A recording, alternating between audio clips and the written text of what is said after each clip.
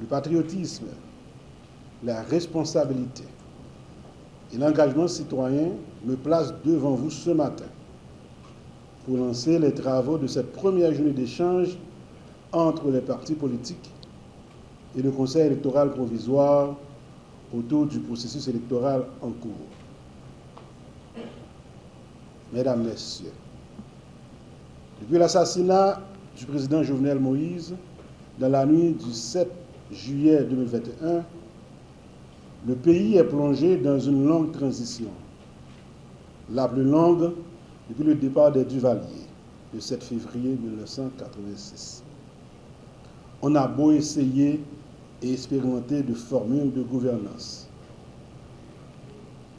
Les élections s'imposent comme principal moyen d'accès à un pouvoir légitime.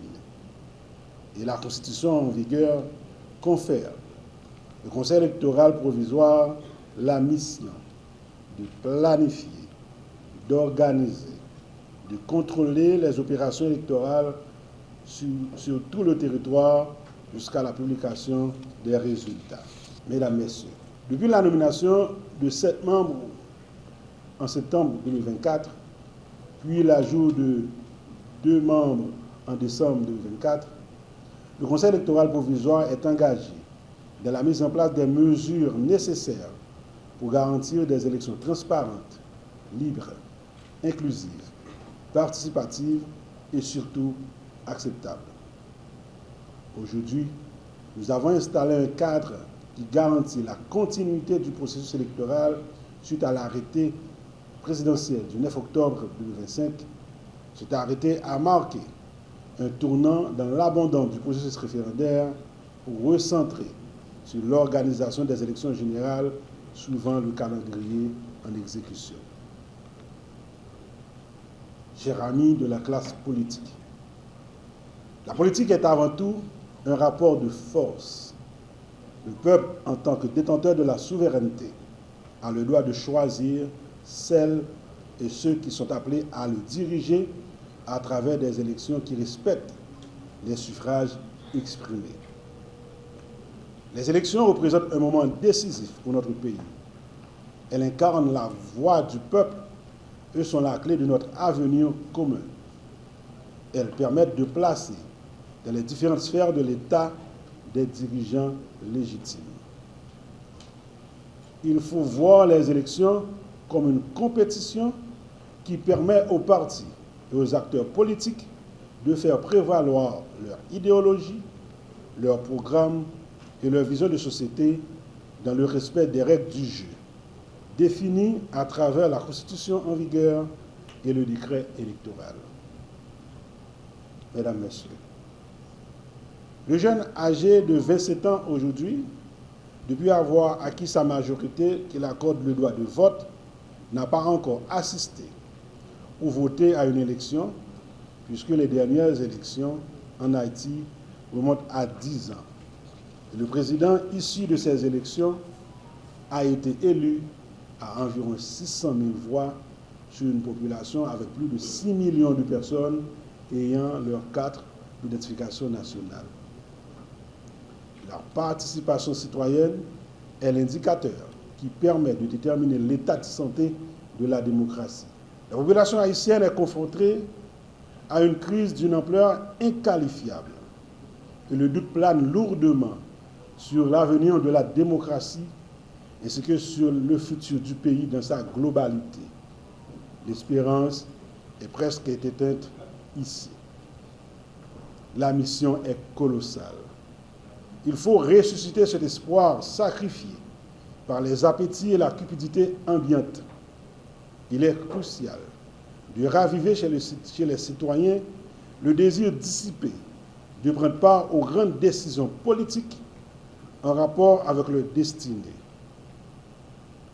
Mesdames, Messieurs, la démocratie est un lieu de négociation incessante, où les divergences sont discutées et les malentendus échangés pour prévenir les conflits pouvant rompre l'ordre social. En vous réunissant ici, aujourd'hui, le Conseil électoral provisoire veut créer un couloir de dialogue, de discussion et d'échange nécessaires pour le bon déroulement du processus en cours. Vos nouveautés qui est produite, il parlé de ça dans notre décret, mais il n'y a pas de faire vraiment une injonction des moyens pour le faire. C'est la question du vote de la diaspora.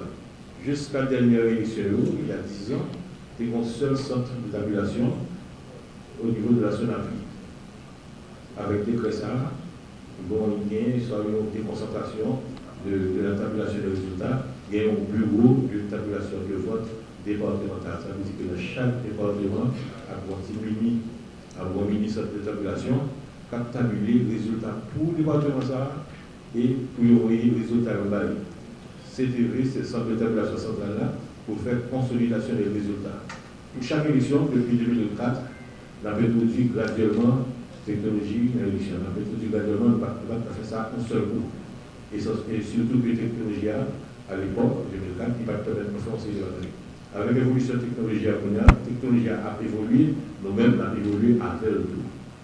En 2010, nous avons fait ça photo, tout procès-verbal au niveau du bureau de vote, et d'afficher tout procès-verbal au niveau site web CEVA, de sorte que tout le monde ait donné accès à tout moment à procès-verbal qui est affiché sur le site web CEVA.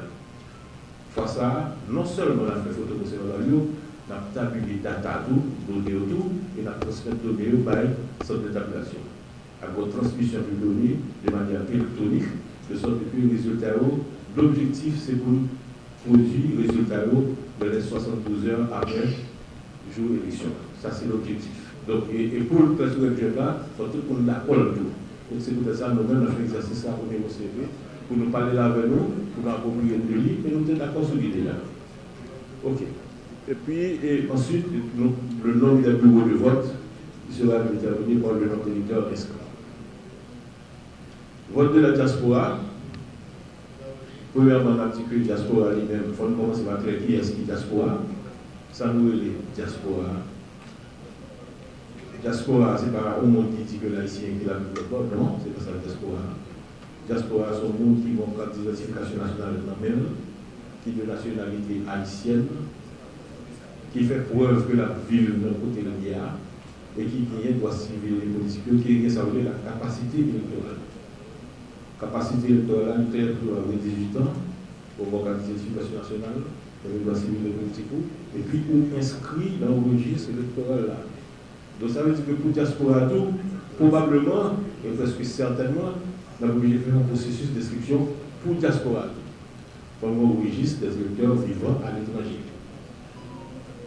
Ça veut dire quoi? Ça veut dire organisation, ça veut dire un pile bataille. Maintenant, actuellement, ça crée tout autre extension territoriale de juridiction CEPA, qui sortit de Haïti simplement et la découvrira vers le monde. C'est le contentieux électoral, nous tous connaissons que le résultat publié, il y a une période de contestation. Il y a des contestations qui sont faites au niveau des bureaux du contentieux électoral communal, au bureau du contentieux électoral départemental, au bureau du contentieux électoral national, BCEL. Dans les élections précédentes, bureau PECIO avec BECIO, au niveau de BCET, BCEC, j'étais composé de un membre du BEC pour la commune, un membre du BEC, un avocat et un magistrat. BEC, un membre du BEC, un avocat et un magistrat. CEP, deux conseillers, deux avocats, un magistrat. La structure a changé. C'est un membre de BEC, un juge expérimenté et formé en question du contentieux électoral, un juge et un magistrat. Un membre de BEC, un juge et un magistrat. Tous formés et tirés au sort. BCEL, deux membres du CEP, deux juges et un magistrat, tous formés. Donc, partir du contentieux électoral. Et il y a des travaux à faire dans ce sens. Le registre électoral là, il y a une plateforme d'inscription de parti politique, mais c'est une plateforme qui est interne, que se précise là, qui n'a aucun rapport avec sa réserve de la justice à faire. D'ailleurs, c'est une plateforme interne liée et un réseau interne, par aucun côté qu'on va monter sur un site www.inscription parti politique, qu'on va capable de faire. Si toutes les fois t'as gagné un bagage comme ça qu'a fait, c'est pas CEP qui a fait. L'autre entité qui entre en ligne de compte, c'est la direction des opérations électorales qui va changer avec des opérateurs, avec des techniciens qui pour recueillir les données et enregistrer. On va regarder pour préciser, opérateurs ça pas là ni pour valider ni pour invalider un document que le parti politique va soumettre. Opérateurs ça là à travers la plateforme pour capable saisir et lister ensemble de documents que décret avec les documents pour soumettre. C'est ça qui fait que pour faciliter le processus, on a bien des gens qui peuvent poser pour là qui en amont va commencer à accompagner les partis depuis l'entrée et CEP. On a tout mentionné, toutes les activités qu'on a faites le 2 mars au local de CEP à Pétionville, au 2 de l'église Saint-Pierre à Pétionville. Et il y a une mobilité de presse qui sortit, c'est pas compris aujourd'hui, ni sous cette CEP, ni sous le compte Twitter, Facebook et puis compte CEP, moi je pense que, moi je connais, monsieur et certain côté que liste documents que le parti politique a pris pour soumettre avec tout ça que le parti politique a besoin, documents ça qui est en pré-souscription pour téléchargement pour le parti politique a commencé et qui est en conformité avec ça qu'il a fait. Ce n'est pas un exercice que nous pensons que le parti politique a fait pour la première fois, nous pensons que c'est des documents généralement que nous connaissons toujours préparés dans le cadre d'élection, nous pensons que c'est des documents qui simplement besoin de un jour pour nous capables de soumettre. Mais en cas de transparence, concernant, c'est jugé nécessaire pour le mettre sur toutes les plateformes disponibles, toute liste et documents que l'on a besoin pour le parti politique. Ça, c'était le premier parti concernant l'inscription des partis politiques. Moi, nous gagnons l'autre module que nous allons présenter, c'est l'inscription des électeurs. Pour l'inscription des électeurs, nous gagnons pour nous mettre en place des bureaux d'inscription électorale. Alors, je vais préciser, c'est centre d'inscription et de vote.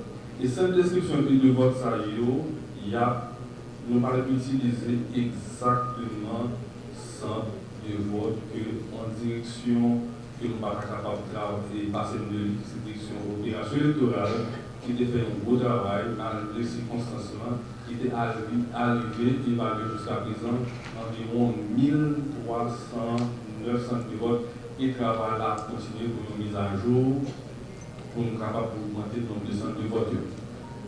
Donc, Jean-Claude nous dit là, c'est exactement centre de vote que nous avons utilisé comme centre d'inscription.